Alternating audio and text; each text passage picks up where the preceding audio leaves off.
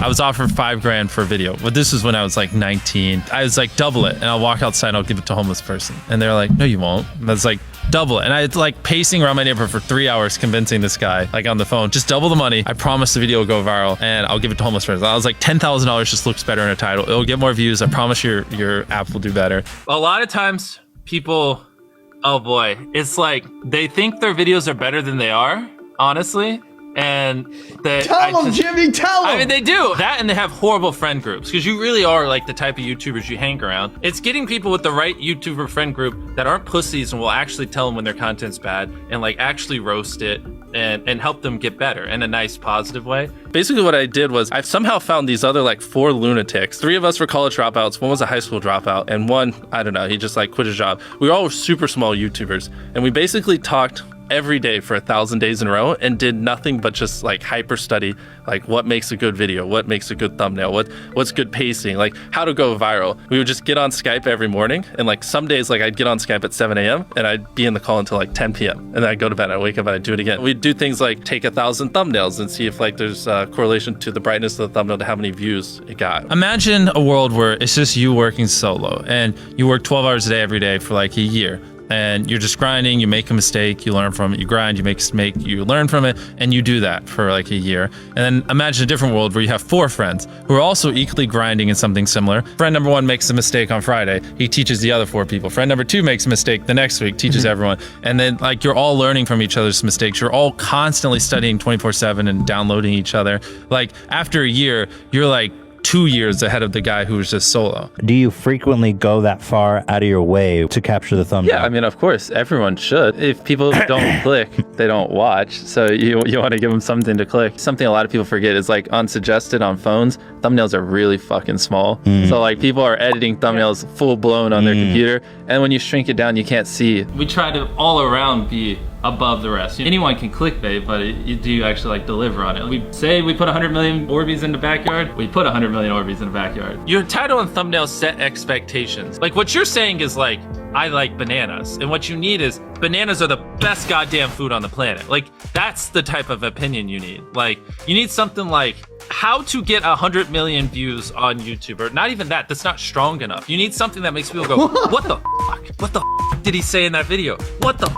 I need to know. And at the very beginning of the video, to minimize drop-off, you want to assure them that those expectations are being met. If you're putting 1 million Orbeez in a pool, don't start the video with you shopping for, you know, your mom's birthday present. At the beginning of the video, just say, this is 100 million Orbeez. We're gonna fill this pool and this entire backyard with them. Match the expectations, and then you want to exceed them. So you want to assure people that what they clicked on is what they're getting, and then blow their mind and be like, but you're also getting even more. Anytime you say the word algorithm, just replace it with audience. The algorithm didn't like that video? No, the audience didn't like that video. If I wasn't retaining a viewer, just would it make sense for you to promote it? Why would you promote a 10-minute video that people watch on average a minute and a half? I mean, every video, even the stupid ones, I learned something, you know, and that's something I try to make a very big point of, is like, no matter how bad we mess up, like we sometimes have videos that have horrible retention. It's just like, as long as you learn from it, it's not the end of the world. Every YouTuber says it. It's like, no one will ever be able to replicate my style. I gotta edit it. But newsflash, someone can. It's actually not as difficult as you think. It was good that I got a really strong foundation on how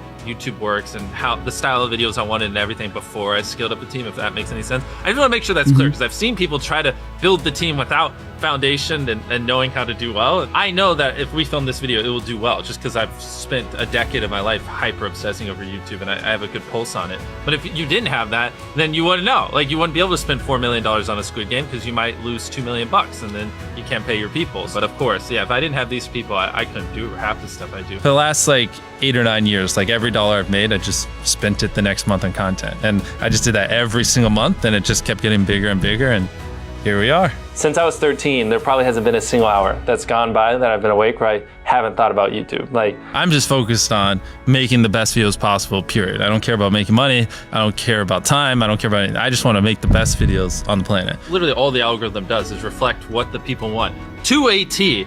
And if you deny that, you just make terrible videos and are trying to find a scapegoat. We do our videos in other languages as well. If you Google it, it's like only whatever, less than 10% of the world speaks English. So 90% of the world can't even enjoy your content. And when I realized that, I was like, wait a minute. 90% of the world can't even watch this stuff. Like, we just started doing this like 6 months ago, and it's crazy like how viral some of these videos are going. 51 million. In Spanish, the guy who does my dubs is the same guy who dubs Spider-Man. We managed to convince him. So a lot of those comments are like, why does he sound like Spider-Man? Or is MrBeast Spider-Man? To me, what's important is click-through rate, getting people to click on your video, and then average view duration, average view percentage, or just relative retention, and having them watch it. A lot of creators think click-through rate is just like the title and thumbnail and did they click it, but a lot of it too is, did they enjoy your last video? Because if someone watches a video of yours and they loved it, you can bet the next time you're recommended, their chance of clicking is a lot higher. Sometimes we're filming for 3 or 4 days, like 10 hours a day,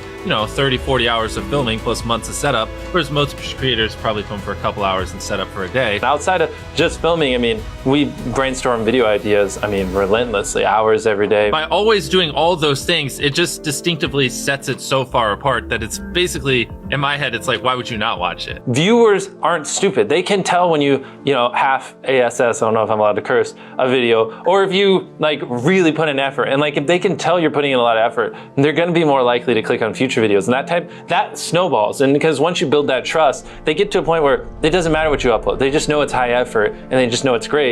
And they're just conditioned just to watch because you have a good track record. And so with filming, it's just like trying to make sure we're doing everything we can, no matter how expensive it is, no matter how much time it takes, to make the best video possible. A lot of people, if they gave away 100 grand, they would make a huge deal about it. But sometimes we're just like, yeah, here's 100 grand. Thanks for watching, bye. Doing it that way makes it more fun and just more interesting. So I like to keep a little bit of it mysterious because I think that's what people enjoy. A lot of people aren't willing to put in 10 hours days because they don't like what they're doing. So it's finding what they enjoy, because it is like a long grind. You're doing the for years, not months. So if you don't enjoy it, then you're gonna burn out. I just had the blessing of finding what I loved at a young age. So because to get to this level, it takes, a decade. Most people don't find what they love till their young 20s. So they'd be where I'm at in their 30s. Yeah. I just lucked out and found it when I was really young. Living your life chasing a nicer car and a bigger and bigger box to live in is kind of like a dumb way to go about life. I actually, funny enough, I lived in a super below average home. And I kind of learned why famous people don't live in below average homes, because someone broke in, stole everything I owned. So I had to get a little nicer house for security reasons. But before I was robbed, my place is a little duplex, $700 a month. You get a roommate's $360 a split. People think just because you go for views means you can't have fun, but you can pull views and you can have fun, which is what we purposely try to do. If you're not doing something that's just inherently fun to you, you're just quit. Just give up. You gotta at least semi-enjoy what you're doing, or you're gonna quit long before it gets to the point where it brings in money or whatever else could be driving you. So find what you love, and then I would just hyper obsess. Make sure no one doing what you're doing is doing it better. Make sure the videos are as good as possible. You can be motivated by more than one thing. I'm motivated because I want to support my mom and my family. I'm motivated because I want to employ my friends and help them. I'm motivated because I want to help other people. I'm motivated because I want to be a YouTuber. I feel like that's another misconception. You can have lots of things that drive you. Absolutely. Yeah. Absolutely. So there's just tons of stuff that drive me. And everything drives me to wanting to be a YouTuber, so I kind of obsess over it. For the people that are willing to be coachable, I would say just education. There is a lot of misinformation out there that people live and breathe by, the weirdest stuff. I gotta upload at midnight on Wednesdays or my videos don't do well. It's just dumb stuff like that just, they don't realize how badly they're handicapping themselves. Some minor tips I could give is if somehow you could have a payoff at the end, then more people are gonna watch to the end just to see what happened. Whichever one of these 456 people survives the longest wins 456 grand. Cut out all dull moments, try not to over-explain things. If a camera just sits on me and I'm just talking for 20 seconds, it doesn't hold retention as well as, maybe me talking and other footage popping up. It's much easier to get 5 million views on one video than 50,000 views on 100 videos. It takes way less effort to get 5 million views on one video. Back then, which I think small YouTubers should do, is I would reply to every single comment. And so I think a few people caught on that I would always reply. And so some people would just be like, I wonder how long it'll take for him to reply. So that was a lot of my comments when I was smaller, but at least it kept him coming back. In your analytics, and most of you probably know this, audience retention. You can see where people click off. Just literally go through your last 50 videos, write down where everyone clicked off, and then just don't do those things again. But wait a minute, MrBeast. What if I don't know how to actually improve my average view duration? How do I know where to start? What if I'm just a noob? Well, in order to better retain your viewers, it's first helpful to have a really deep understanding of how they experience YouTube, to put yourself in their shoes. And in this video, I explain 5 simple steps that will help you do just that. Check it out.